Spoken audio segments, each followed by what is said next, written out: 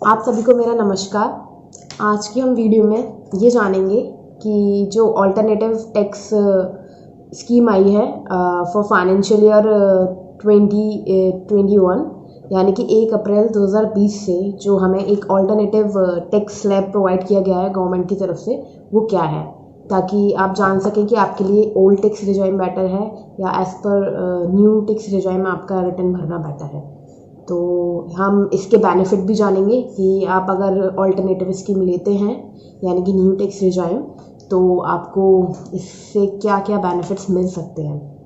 तो आइए सबसे पहले हम जानते हैं कि as per old tax regime हमारी स्लैब रेट क्या है, ताकि आपको भी नॉलेज हो जाए कि हमारी ओल्ड टैक्स रेट क्या है। फिर उसके बाद हम जानेंगे कि हमारी न्यू टैक्स रेट क्या है। Income tax slab for individual below 60 years and HUF 60 साल से जो जिनकी एज नीचे है, तो उनकी जो स्लैब रेट है वो 2.5 लाख तक उनका कोई टैक्स नहीं है। 2.5 लाख से 5 लाख तक की इनकम पे 5% का टैक्स है। 5 लाख से ऊपर और 10 लाख तक की इनकम पर 20% का टैक्स है एंड 10 लाख से ऊपर की इनकम पर 30% का टैक्स है। तो ये है बिलो 60 ईयर्स के एज के लिए। देन उसके बाद आपकी आती है 60 ईयर्स या 60 ईयर्स से ऊपर बट अप टू 80 ईयर्स। उसके लिए टैक्स स्लैब रेट हमारी कुछ इस प्रकार है। 3 लाख तक की हमारी छूट है, बेसिक एग्जामिशन लिमिट जो मैंने आपको पहली वीडियो में बताई थी, तो इस वजह से इसकी छूट है। और 3 लाख से ऊपर और 5 लाख तक की इनकम पर 5% का टैक्स है। 5 लाख से 10 लाख तक की इनकम पर 20% का टैक्स है एंड 10 लाख से ऊपर की इनकम पर 30% का टैक्स है। तो ये हमारी 60 से 80 ईयर्स के बीच वाली उम्र के लोगों का टैक्स स्लैब है।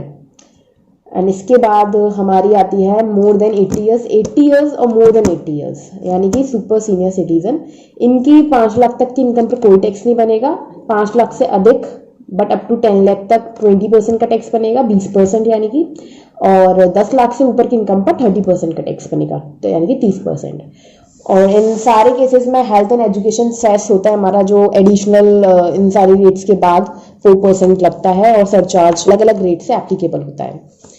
देन ये तो थी हमारी ओल्ड टैक्स से रिलेटेड सारी रेट्स, जो कि आपके लिए जानना ज़रूरी था कि हमारी as per old tax regime क्या रेट्स हैं। आइए तो हम आते हैं हमारी न्यू टैक्स स्लैब पर। जो हमारी ऑल्टरनेटिव टैक्स रेट दी गई है वो क्या है, जिन्हें चाहे तो ऑप्ट कर सकते हैं, जो कि ऑप्शनल है। तो ये कुछ इस प्रकार है।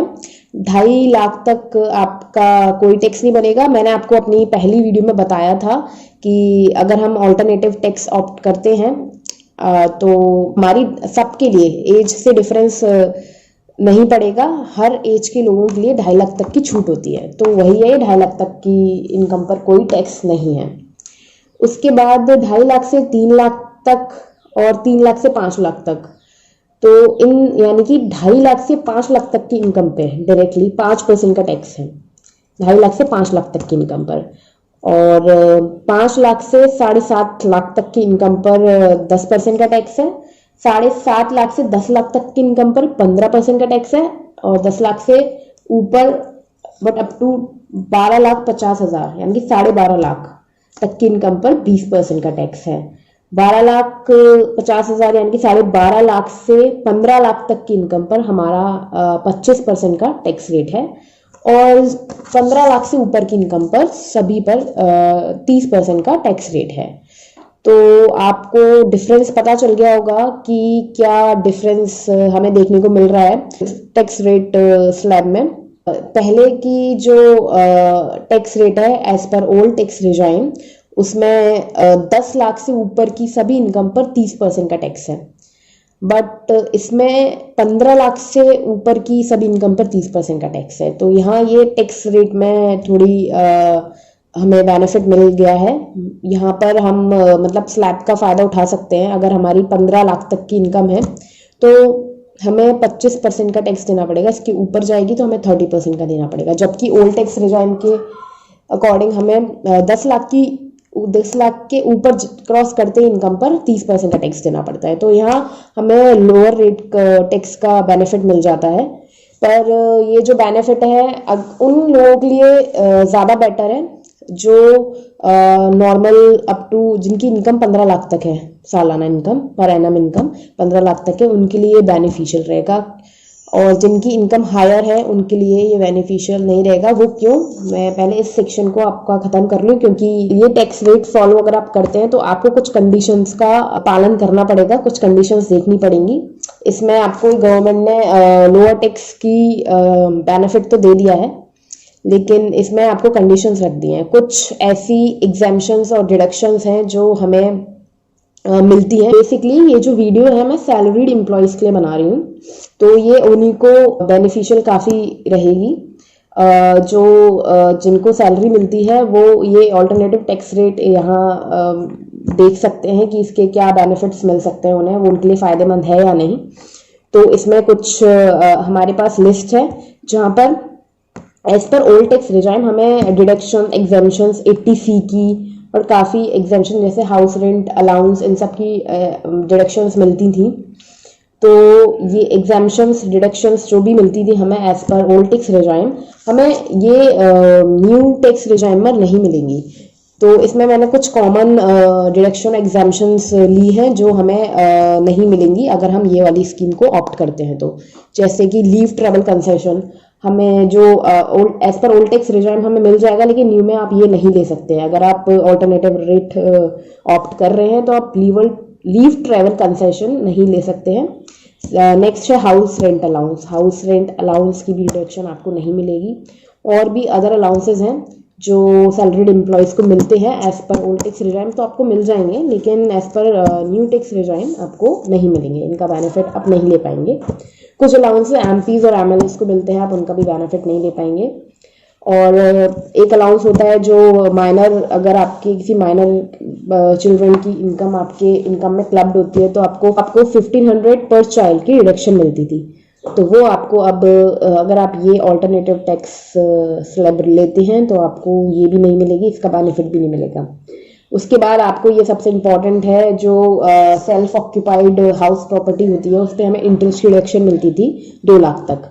तो as per old tax regime तो कोई प्रॉब्लम नहीं है, आपको मिल जाएगी, लेकिन अगर आप न्यू में हैं तो आपको ये बेनिफिट भी नहीं मिलेगा।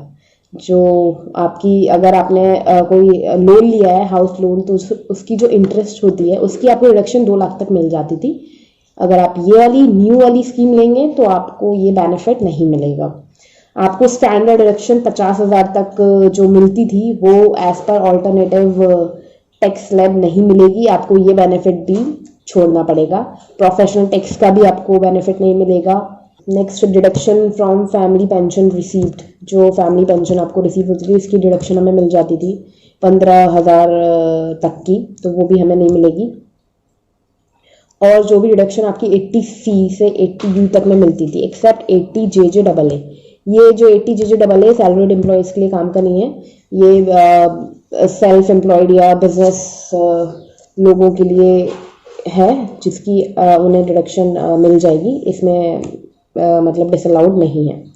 तो 80C से 80U यानी कि आपका जो LIC होती है, PF होता है, और जो भी आप 1.5 लाख तक की जो छूट ले लेते थे सैलरीड एम्प्लॉयज़, वो आपको अब अगर आप ये न्यू टैक्स रिजाइम ऑप्ट करते हैं तो आपको इसका बेनिफिट भी नहीं मिलेगा।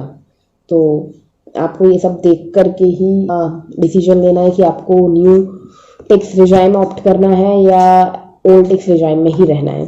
तो नेक्स्ट कुछ डिडक्शन अलाउड भी की है जो आपको न्यू टैक्स रिजाइम में मिल जाएंगी, वो है transport allowance for specially abled people, मतलब जो विकलांग होते हैं उनके लिए ट्रांसपोर्ट अलाउंस मिलता है, तो उसकी डिडक्शन इसमें अलाउड है। कन्वेंस अलाउंस होता है जो कि वर्क ट्रेवलिंग के लिए मिलता है, तो आपको अगर काम के लिए कहीं ट्रैवल करना पड़ रहा है इसके लिए कन्वेंस अलाउंस मिला है तो उसकी आपको डिडक्शन मिल जाएगी। Investment in notified pension scheme होती है, तो अगर आप नोटिफाइड पेंशन स्कीम में इन्वेस्ट करते हैं तो आपको उसकी भी इसमें डिडक्शन मिल जाएगी। और 80JJAA जो मैंने आपको पहले बताया है ये सैलरीड एम्प्लॉयज़ के लिए नहीं है, और डेप्रिसिएशन ये भी सैलरीड एम्प्लॉयज़ के लिए नहीं है, नॉन सैलरीड एम्प्लॉयज़ के लिए है, तो इनकी भी डिडक्शन मिल जाएगी। और कोई भी अलाउंस होता है फॉर ट्रैवलिंग फॉर एम्प्लॉयमेंट और ऑन ट्रांसफ़र, तो वो भी आपको मिल जाएगा। कोई भी ट्रैवलिंग का आपको अलाउंस मिलता है या ट्रांसफ़र के लिए अलाउंस मिलता है तो वो आपको इसमें अलाउड हो जाएगा। तो आपने देखा ये कुछ बेनिफिट्स हैं ऑल्टरनेटिव स्कीम के। सिर्फ ये बेनिफिट है कि लोअर रेट का आपको फ़ायदा मिल जाता है, लेकिन उसके बाद आपको जो कंडीशंस फॉलो करनी है वो काफ़ी ज़्यादा स्ट्रिक्ट हैं। तो आपको कोई भी डिडक्शन नहीं मिल रही है, आपको भले ही लोअर रेट का बेनिफिट मिल रहा है लेकिन ये सारी डिडक्शन आपको छोड़नी पड़ रही है। तो ऐसा ज़रूरी नहीं है आपके लिए ऑल्टरनेटिव रेट बेनिफिशियल होगी, ये आपको देखना पड़ेगा कि आपके लिए क्या बेनिफिशियल है। मैंने आपको पहले भी बताया था कि अगर आपकी इनकम 15 लाख तक है और आपके जो इन्वेस्टमेंट हैं वो काफ़ी लो हैं, आपने बहुत ही कम इन्वेस्टमेंट कर रखे हैं, तो आपके लिए as per new tax regime opt करना बेनिफिशियल रहेगा।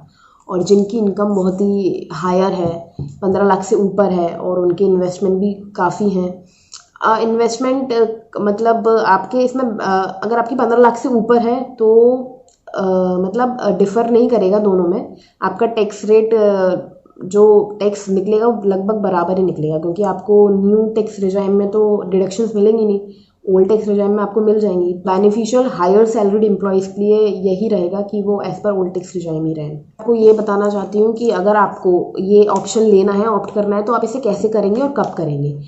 आप सैलरीड एम्प्लॉयड हैं तो आपको अपने एम्प्लॉय को बताना पड़ेगा कि आप कौन सा टैक्स लेना चाहते हैं, उसको डिक्लेरेशन देनी पड़ेगी, क्योंकि उसको टीडीएस काटना होता है, तो टीडीएस वो सी के अकॉर्डिंग काटेगा। और जब आप रिटर्न फाइल कर रहे होंगे अपना, तो रिटर्न फाइल के दौरान आपको ऑप्शन चूज़ करना होगा कि आप कौन सा ऑप्शन में ऑप्ट करना चाह रहे हैं, कौन सा ऑप्शन में अपना टैक्स भरना चाह रहे हैं। तो ये कुछ जानकारी थी जो कि इस साल के रिटर्न्स के लिए फॉर असेसमेंट ईयर 21-22 के लिए बहुत ही इंपॉर्टेंट थी, जिसको सैलरीड एम्प्लॉयज़ के लिए बेसिकली मोस्टली सैलरीड एम्प्लॉयज़ के लिए जानना बहुत ज़रूरी था। तो आप डिसाइड कर सकते हैं, देख सकते हैं कि आपके लिए कौन सा बेटर है। और कोई भी क्वेरी हो तो आप मुझे मेरी मेल आईडी पर मेल कर सकते हैं या कमेंट सेक्शन में पूछ सकते हैं। Thank you. नमस्ते।